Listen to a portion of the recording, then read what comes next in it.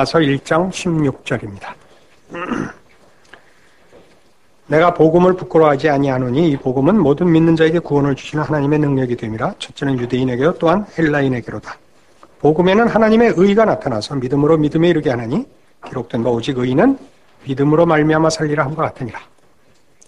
지난 시간에는 복음이 구원을 이루는 하나님의 능력이 된다 하는 말씀으로 우리가 구원에 관한 이해를 조금 성경적으로 좀 넓혔습니다. 근데 이 복음에는 17절에 의하면 복음에는 또한 하나님의 의가 나타나서 믿음으로 믿음에 이르게 한다 그럽니다.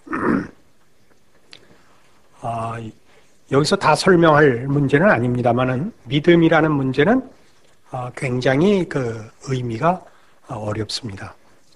구원에서의 믿음은 은혜요, 율법이 아니요, 대가가 아닌 원인 없이 결과가 이루어지는 하나님의 은혜의 법칙인 것을 확인했습니다. 그런데 우리가 보통 믿음이라는 말을 사용하면 누구를 신뢰한다 라는 의미로 사용하는데 우리가 구원을 얻은 이후에 신자로서 하나님을 믿는다 하는 것을 처음 구원을 얻을 때 믿음과 동일시할 수는 없습니다. 이제 하나님을 알고 구원을 얻었고 그래서 가지는 하나님에 대한 신뢰는 우리 보통 말하는 믿음이 됩니다. 그러니까 여기 지금 로마서 1장 17절에서 얘기하는 믿음으로 믿음에 이르게 한다는 이 표현은 그러니까 하나님에 대한 신뢰라는 결과가 하나님이 먼저 우리에게 은혜를 베푸사 우리에게 나타나셔서 당신을 알리셔서 생기는 결과로 이해를 합니다. 믿음을 처음 설명할 때 보통 이런 식으로 설명을 하죠. 믿음은 전제되는 것이다. 생각해봐라. 여러분 이 건물 올라올 때 이 건물이 무너지지 않을 것이라는 전제하에 올라오고 의자에 앉을 때 이 의자가 부서지지 않는다고 믿고 앉는다라는 식의 믿음에 대한 설명을 들으신 적이 있을 것입니다. 전철을 탈 때 이 전철이 딴 데로 가지 않는다라고 믿고 탄다. 믿음은 이렇게 전제되는 것이라 이렇게 믿음을 억지로라도 설명하시는 분들이 있습니다. 그건 믿음이 아니고 그것은 확률과 통계입니다. 지금 여기 믿음으로 믿음에 이르게 하는 이 문제에서 말하자면 이걸 복음을 설명하는 겁니다. 믿음을 만들어내는 다른 표현은 항복을 만들어내는 하나님의 의가 복음에는 나타난다는 거죠.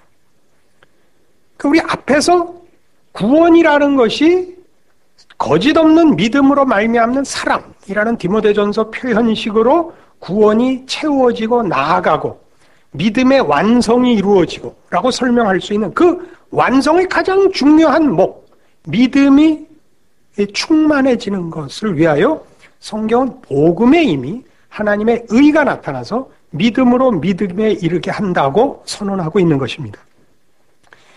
우리의 믿음을 충만케 하시는 하나님의 의를 말하죠. 로마서 3장에 가시면 여기에 이 정의됐던 이 하나님의 의를 예수 그리스도로 말미암는 구원을 설명하는 일에 이렇게 쓰고 있습니다. 3장 21절 이제는 율법 외에 하나님의 한 의가 나타났다 그러죠. 율법과 다른 의입니다. 율법과 선지자들에게 증거를 받은 것이라 곧 예수 그리스도를 믿음으로 말미암아 모든 믿는 자에게 미치는 하나님의 의인이 차별이 없느니라. 모든 사람이 죄를 범하였으며 하나님의 영광에 이르지 못하더니 그리스도 예수 안에 있는 구속으로 말미암아 하나님의 은혜로 값없이 의롭다 하심을 얻은 자 되었느니라.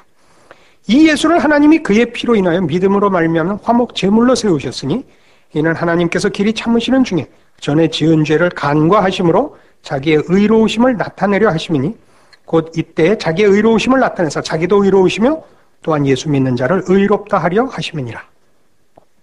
그러니까 구원이라는 문제를 다룰 때 혹은 복음을 우리가 다룰 때 구원을 주시는 하나님의 이 복음, 능력인 복음, 그의 의가 나타난 이 복음 속에 하나님께서 구원을 얻는 방법으로만 이 복음을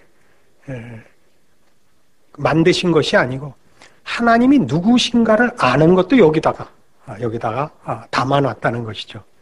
하나님이 어떤 분이냐? 하나님은 옳고 그른 것을만 따지는 분이 아니고 그른 자를 옳게 만드는 것을 기뻐하는 자라 하는 것이 복음에 나타나는 것입니다. 이 문제의 이해를 위해서 성경에 하나님이 당신에 대해서 어떤 설명을 하시는가 하는 부분을 찾아갈 필요가 있습니다. 마태복음 5장 43절입니다. 또 네 이웃을 사랑하고 네 원수를 미워하라 하였다는 것을 너희가 들었으나 나는 너희에게 이르노니 너희 원수를 사랑하며 너희를 핍박하는 자를 위하여 기도하라. 이같이 한즉 하늘에 계신 너희 아버지의 아들이 되리니 이는 하나님이 그 해를 악인과 선인에게 비추게 하시며 비를 의로운 자와 불의한 자에게 내리우심이니라. 너희가 너희를 사랑하는 자를 사랑하면 무슨 상이 있으랴? 세리도 이같이 아니하느냐? 또 너희가 너희 형제에게만 무난하면 남보다 더하는 것이 무엇이냐? 이방인들도 이같이 아니하느냐? 그러므로 하늘에 계신 너희 아버지의 온전하심과 같이 너희도 온전하라. 기독교의 특징을 세상에서 믿지 않는 자들이 기독교의 특징을 논할 때 제1 특징을 사랑으로 듭니다.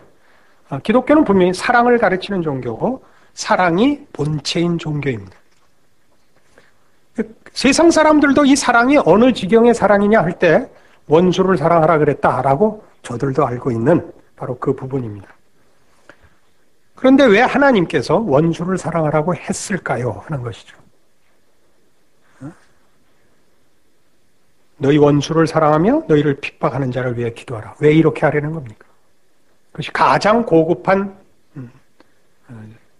수준이니까.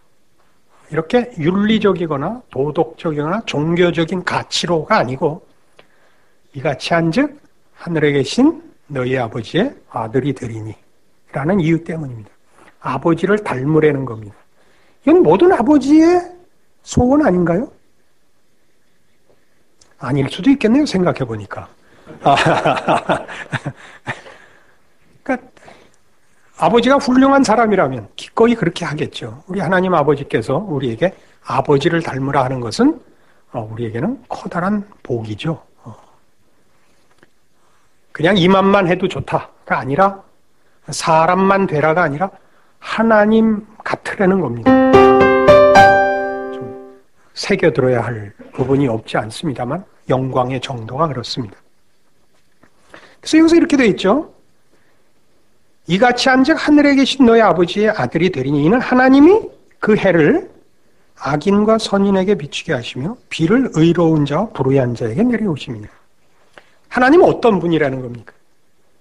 하나님은 관용과 아량의 하나님이시랍니다. 이것 좀 우리 배웠으면 좋겠습니다. 우린 예수를 믿는 것도 한국 사회 전체의 그 분위기와 맞물려서 경쟁적입니다. 우리나라는 후진국이죠. 조금 경제적으로는 살만하게 됐습니다만은 다른 모든 문제에서 우리는 후진국입니다. 우리가 이만큼이라도 온 것은 이제 그동안의 근대사에서 겪은 불행들, 일제하에 그 식민지로 지낸 것과 또 6.25 전쟁을 겪으면서 가졌던 아픔들, 그래서 어려웠던 시절의 배고픔들, 그래서 빨리 벗어나려고 배고픈 데서도 벗어나야겠고 약소국으로 강대국의 그 이해관계의 피해를 보는 데서도 벗어나기 위해서 우린 힘을 다해서 정말 허리띠를 졸라매고 뛰었습니다. 그래서 앞서가는 싸움을 했고 앞서가는 자가 승자고 훌륭한 자고 가치 있는 자고 그렇지 못한 자는 쓸모없는 자고 밥도 먹어서는 안 되는 자고 이렇게 됐습니다. 그러는 바람에 인간의 가장 소중한 것이 무엇이냐 하는 것들은 좀 뒤로 처졌죠. 이것은 우리의 사회의 전체적인 분위기와 문화가 됐기 때문에 이 나라의 국민으로서 사는 이상 교회에 왔다고 해서 예수를 믿는다고 해서 이것이 하루아침에 싹 고쳐지지 않더라고요. 그러니까 우린 신앙생활도 경쟁적이고 열심 있고 능력 있고가 우선합니다.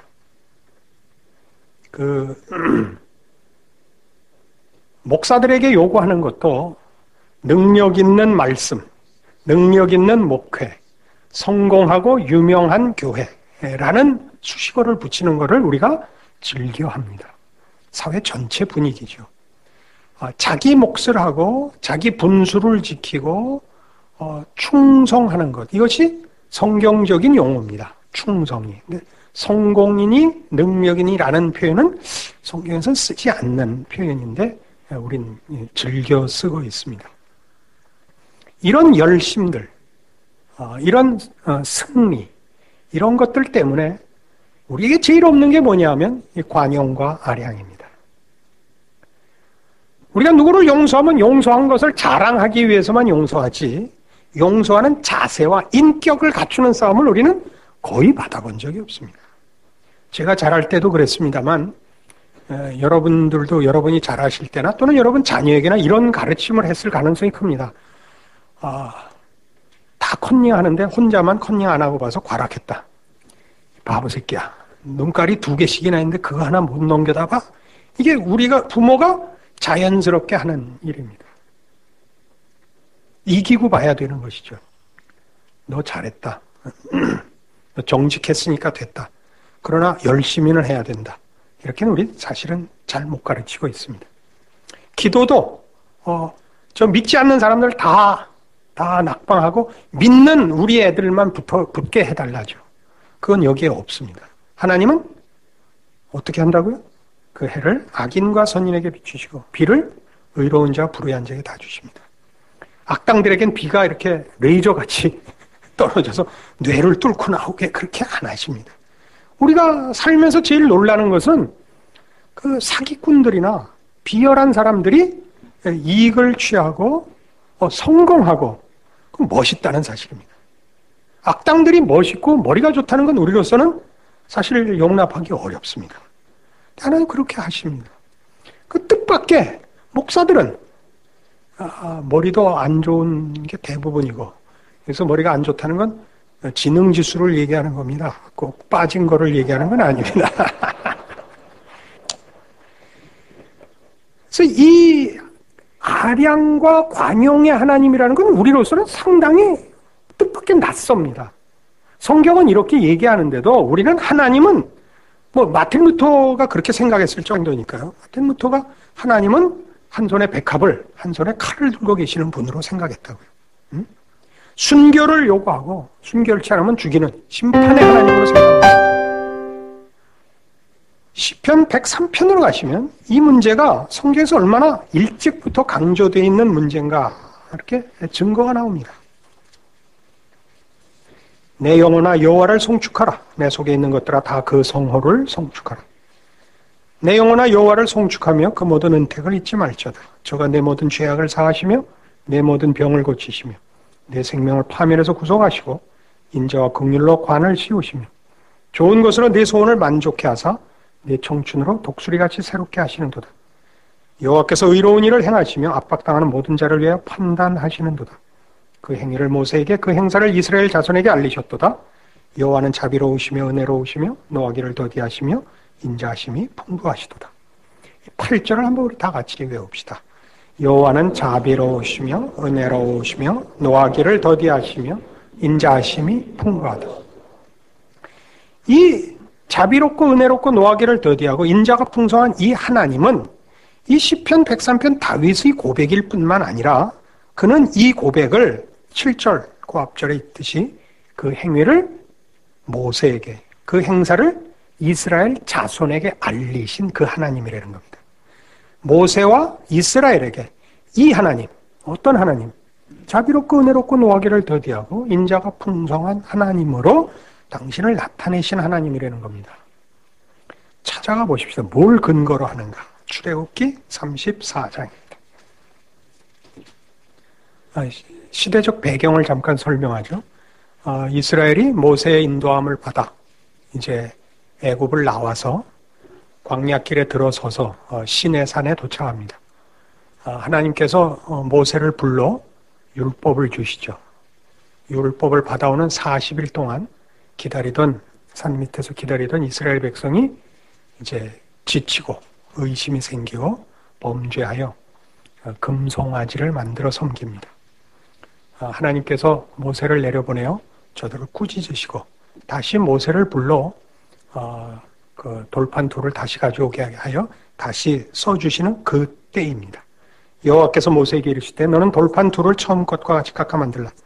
내가 깨뜨린 바 처음 판에 있던 말을 내가 그 판에 쓰리니 아침 전에 예배하고 아침에 시내산에 올라와 산 꼭대기에서 내게 보이되 아무도 너와 함께 오르지 말며 온 산의 인적을 금하고 양과 소도 산 앞에서 먹지 못하게 하라.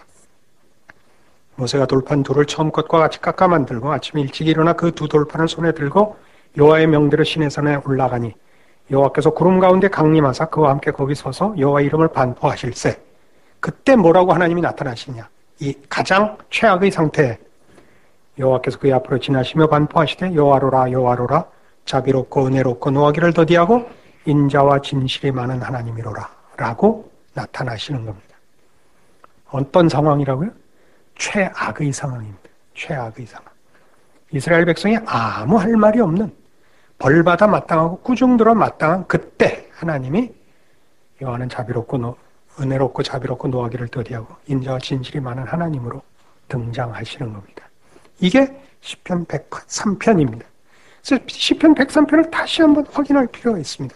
하나님은 어느 만큼 은혜롭고 자비로우시냐? 하나님은 어느 만큼 노하기를 더디하고 인자와 진실이 풍성하신가?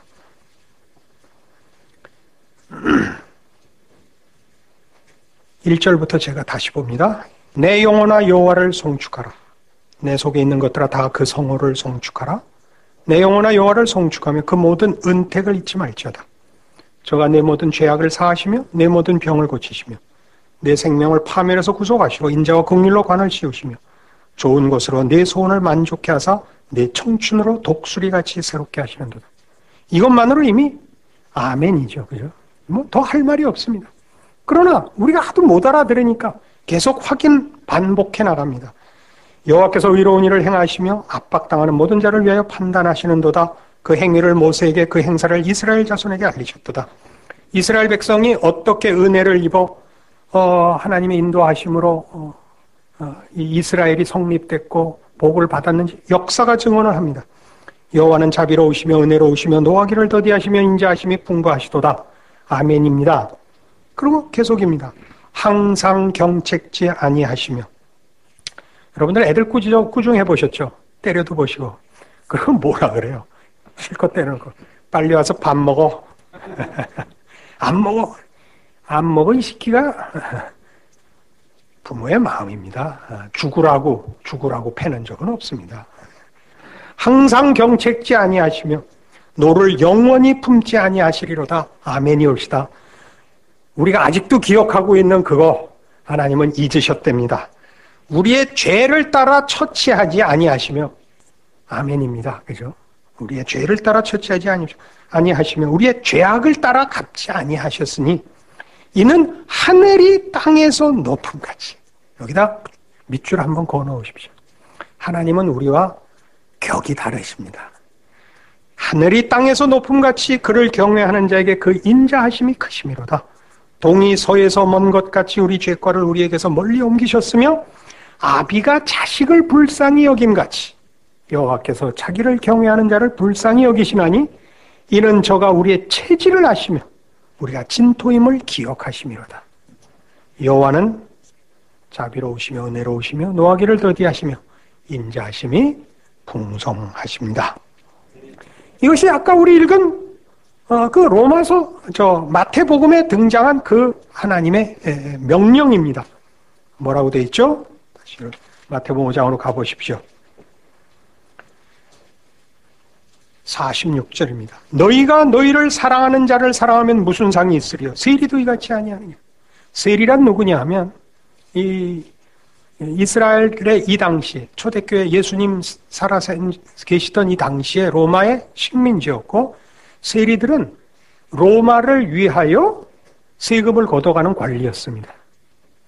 유대인들 중에도 로마 직원으로 산 자들이 있어서 세리가 그토록 욕을 먹는 이유는 세금을 걷어가서가 아니라 남의 나라 걸 받아가는데 그렇게 혹독하게 굴곤 해서 세리가 욕을 먹곤 했죠.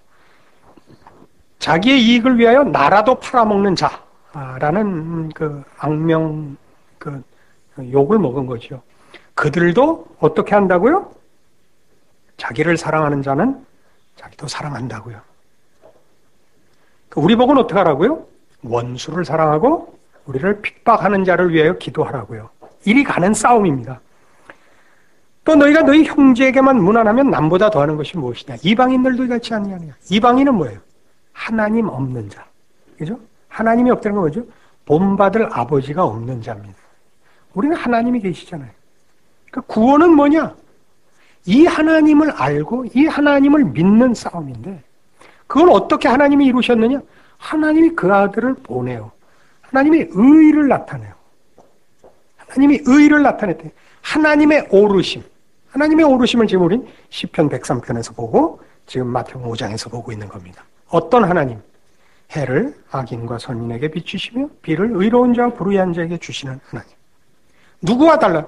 우린 누구와 달라야 돼요? 당연히 세리와 다르고 이방인과 달라야 됩니다. 왜요? 우리는 인도하시고 복 주시고 찾아오시고 채우시는 하나님 아버지가 있기 때문입니다.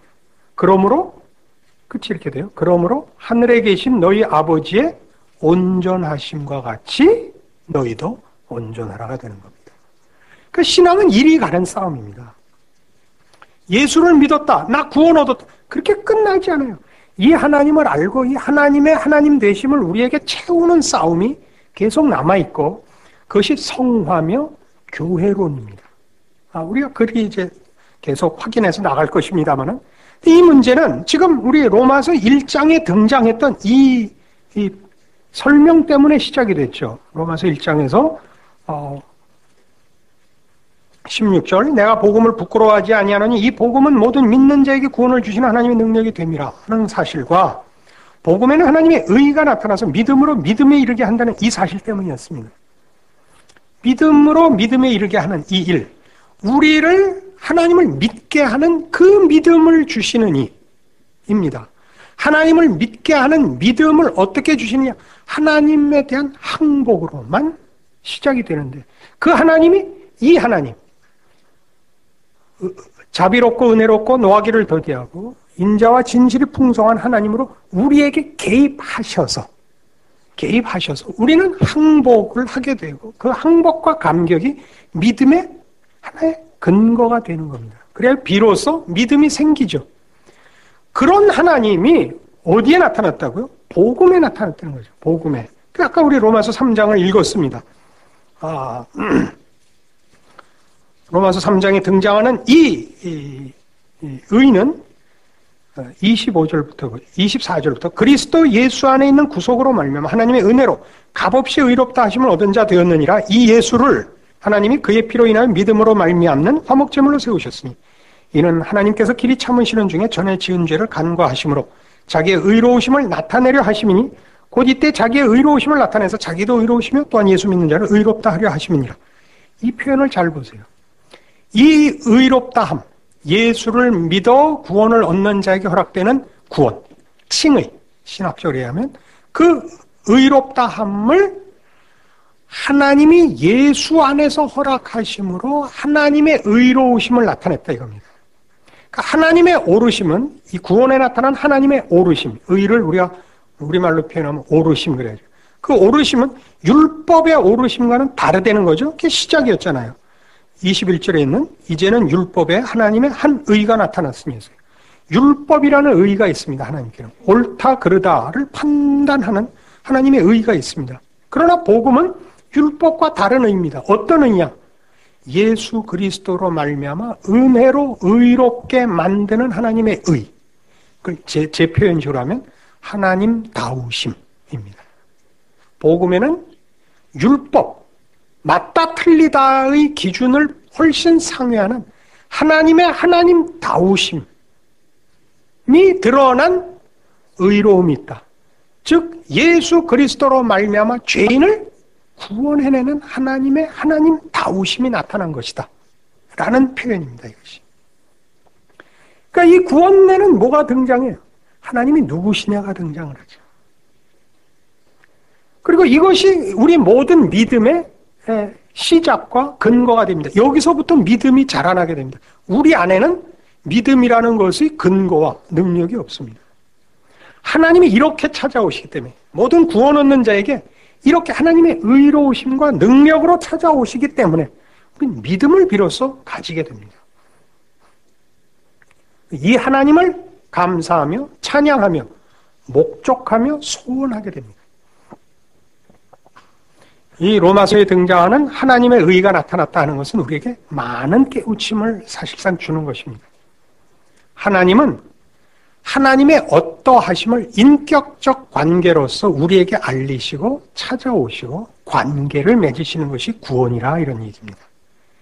우리 아까 마태복음 5장에서 본 그 많은 얘기들이 끝, 즉 네 원수를 사랑하고 너희를 핍박하는 자를 위해 기도하라. 이같이 한즉 하늘에 계신 너희 아버지의 아들이 되리니고, 결론도 그러므로 하늘 아버지의 온전하심 같이 너희도 온전하라로 구원을 요구하고 있다는 사실입니다. 그럼 우리는 자꾸 어디로 가죠? 우리는 쓸모 있으려고 그런다고. 쓸모 있으려고 그래요. 요한복음 17장에 가보십시다. 영생에 대한 성경의 정의를 보십시오. 요한복음 17장 3절. 영생은 곧 유일하신 참 하나님과 그의 보내신 자 예수 그리스도를 아는 것입니다. 여기서 안다는 것은 가장 깊은 관계를 말합니다. 부부 또는 부모와 자식의 관계를 말합니다. 어떤 지식과 정보를 아는 것을 말하지 않습니다. 그러니까 우리는 하나님의 자녀라는 그런 신분과 그런 내용으로 구원을 받고 있다는 걸 놓쳐서는 안 됩니다. 그래서 우리 하나님을 닮아가는 것과 성경이 설명하는 내용 속에 그토록 많이 하나님이 어떤 분이냐, 예수님이 어떤 분이냐 하는데 더 많은 관심을 쏟아야 합니다. 우리는 하나님께서 무엇을 기뻐하실 것이냐를 우리가 정합니다. 주를 위해서 무슨 많은 일을 해야 하는 것이 우리의 본분이고, 그렇게 할 때 하나님이 영광 받으신다고 생각합니다. 우리 주로 많이 쓰죠. 또 목사 아들인데 그래도 서울에 있는 대학교는 가야지. 그 대학도 못 들어가면 하나님 영광에 방해가 된다 이거예요. 하나님이 그러시잖아요. 난 괜찮다. 너도 참아라. 그러시지 않던가요? 우리 애는 삼수에서 들어갔어요. 그건 우리 집안의 내력인데, 저도 삼수에서 갔고 우리 아들도 삼수에서 갔습니다. 손해보지 않습니다. 여러분, 인생의 쓴맛도 보고 더 많이 깊어지고, 하나님이 편을 들면 잘못되는 일로도 복을 받고, 하나님 편을 안 들면 잘되는 일로도 화를 받고, 그게 인생인 줄로 압니다. 그래서 이런 문제들은 우리에게 지금 한국교회 성도들에게서 현실적으로 어떤 어려움을 낳느냐 하면 하나님과의 관계의 문제요, 하나님을 알아가고 닮는 문제라는 것을 놓치면 쓸모 있음과 열심 있음이라는 것으로 하나님과의 관계를 자꾸 확인하려고 합니다.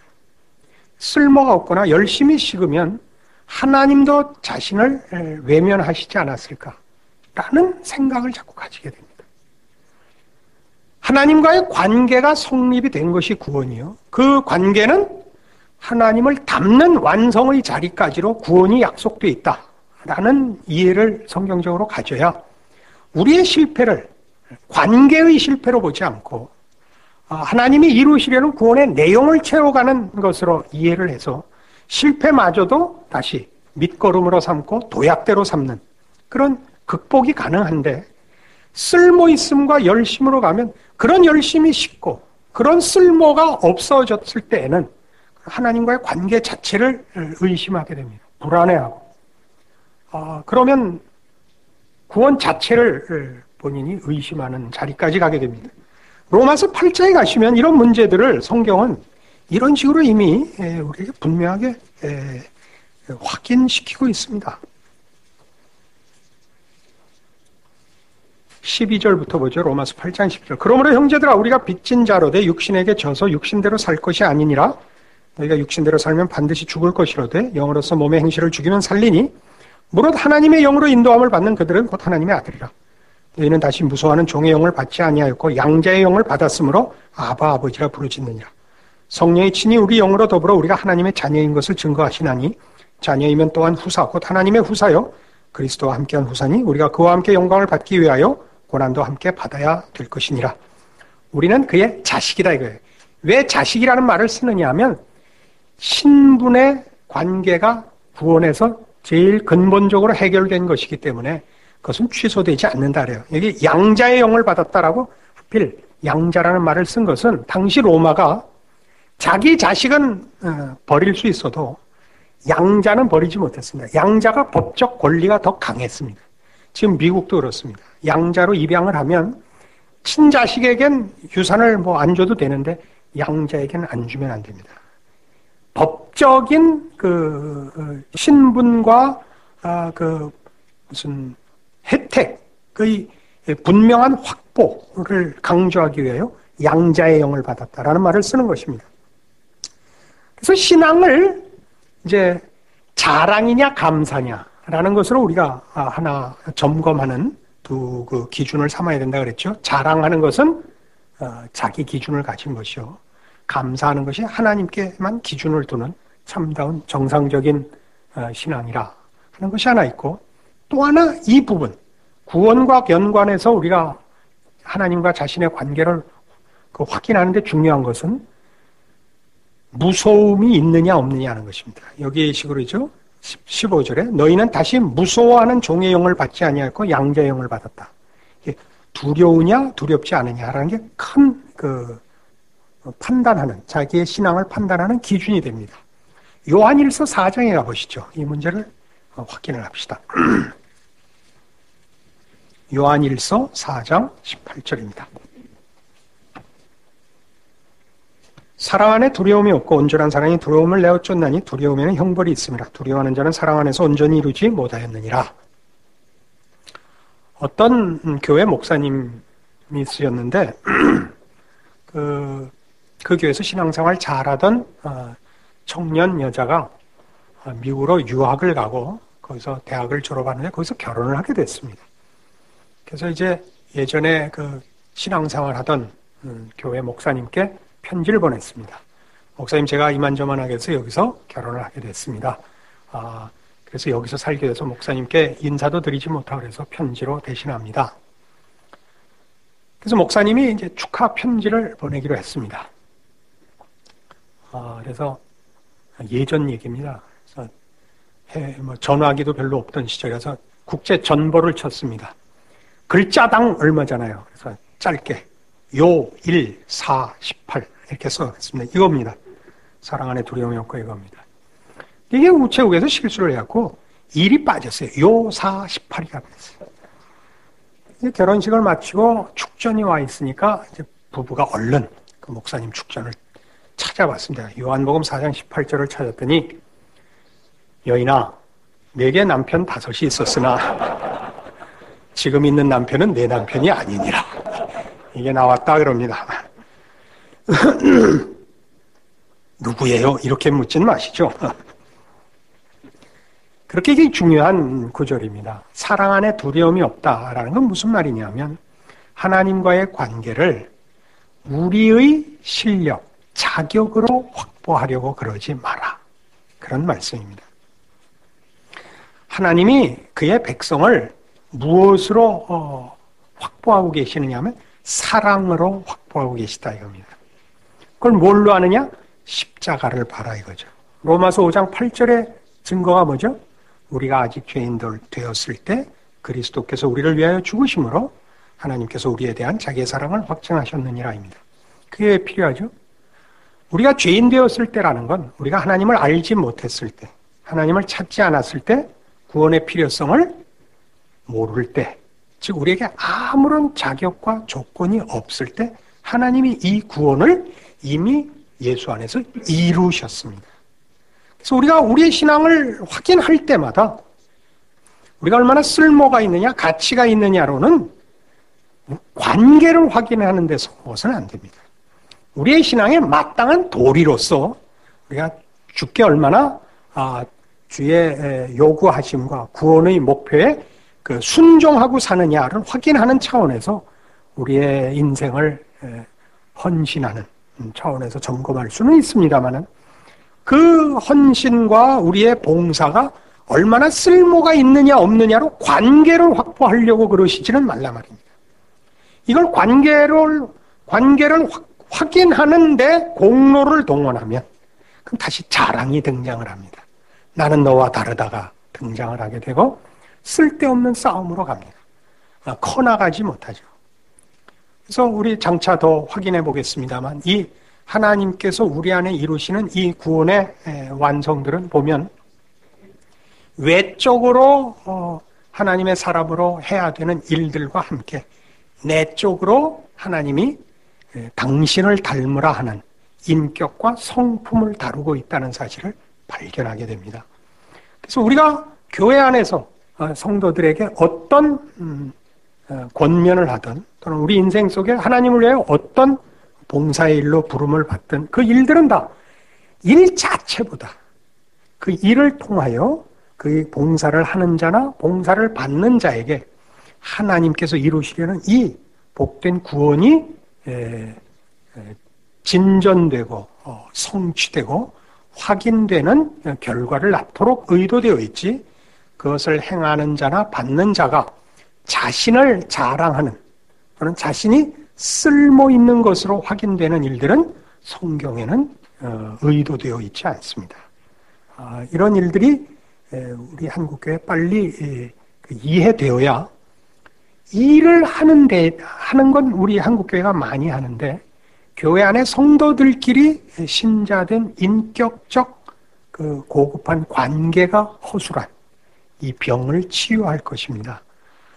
뜻밖의 한국교회는 모두가 사랑이 없다는 얘기를 한탄같이 합니다. 열광적이며 능력 있으며 참 자랑할 것이 많은데도 불구하고 성도들끼리 깊은 이 교제를 이루지 못하고 서로 위로를 나누지 못하는 이유는 신앙이 갖는, 구원이 목표하는 인간의 참된 모습으로의 이해, 그것을 기다려주고 스스로 고치고 용서하는 이 일들에 대하여, 내적인 이 완성에 대하여 우리가 사실은 놓치고 있기 때문에 이 일들이 생기는 줄로 압니다. 교회를 목회하시는 목회자들께서도 밖으로 확인받는 일하는 교회 이상으로 교인들이 서로 교제하는 속에서 만들어져 나가는 신앙 인격에 더 많은 관심을 가지면 교회의 크기나 무슨 재정상의 크기와 상관없이 목회의 재미를 목회하시는 당사자나 교인들이 함께 누리실 줄로 믿습니다. 여기까지 하겠습니다.